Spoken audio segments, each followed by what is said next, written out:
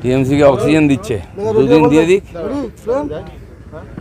দাদা, তৃতীয়বারের জন্য ক্ষমতায় বসতে চলেছে এনডিএ সরকার, এমনই তথ্যটা আসলো নিউজ 18 বাংলার সার্ভেতে। দেখুন, এক্সিট পোল অনেক হয়েছে, এ ব্যাপারে প্রথমেও কোনো সন্দেহ ছিল না যে প্রধানমন্ত্রী হবেন মোদি। এখনও সন্দেহ নেই। সিট কত হবে এটা নিয়ে বিতর্ক ছিল, এখনও চলছে, 4 তারিখ অবধি চলবে। 370 হবে কিনা বিজেপি, এনডিএ 400 পার হবে কিনা এটা নিয়ে প্রশ্ন, কিন্তু ওইদিকেই যাচ্ছে গাড়ি। আমার মনে হয় যেভাবে লোকে ভোট দিচ্ছে সারা দেশে, এই টার্গেটও পুরো হয়ে যাবে। দাদা, বঙ্গে আসন বাড়ছে পদ্মের, বিজেপি পেতে পারে 21 থেকে 24টি আসন, অন্যদিকে তৃণমূল পেতে পারে 18 থেকে 21টি আসন, এমনই ফল প্রকাশের আগে মেগা এক্সিট পোলে। দেখুন, গতবারে 19 সালের যে ইতিহাস আমার মনে আছে, সমস্ত এক্সিট পোলকে আমরা ফেল করে দিয়েছিলাম, এবারেও ফেল করে দেবো।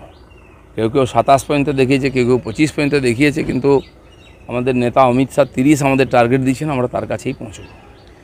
দাদা, অন্য প্রশ্ন, নদিয়ায় শুট আউট, নদিয়ার কালীগঞ্জে নিহত বিজেপি সমর্থক, তৃণমূলের বিরুদ্ধে অভিযোগ করা হলো, অভিযোগ মানতে নারাজ তৃণমূল।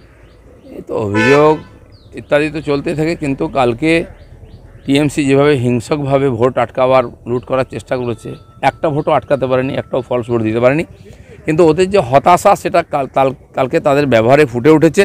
কারণ উপর থেকে হারতে হারতে এসেছিলো, ভেবেছিল কলকাতা আশপাশটা বাঁচাবে, এটাও সম্ভব নয়। মানুষ যেভাবে গিয়ে পিসফুলি ভোট দিয়েছেন, এটা জানে ওরা ওদের এগেনস্টে যাচ্ছে, সেখানে শেষ যে গড় আছে কলকাতা আশপাশ, সেটা ওদের হাত থেকে চলে যাবে। ভোটের পরে আবারও অশান্তি সন্দেশকারীতে মাথা পাতল একজন এসআইয়ের।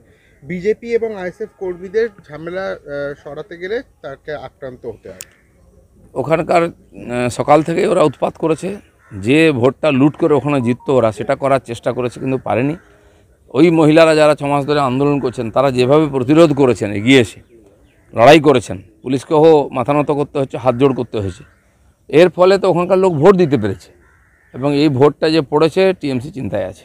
দাদা, কাশীপুর বেলেঘাটা থেকে সন্তোষ মিত্র স্কোর তাপসকে ঘিরে বিক্ষোভ, ধাক্কা দেখি অশোকনগরে বিজেপি প্রার্থীকে তারা তৃণমূল।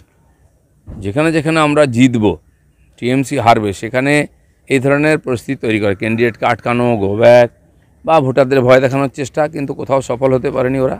ভোট হয়েছে, এই হতাশাটা আর যে প্রকাশ হয়ে যাচ্ছে, তার মানে ওরা হারছে।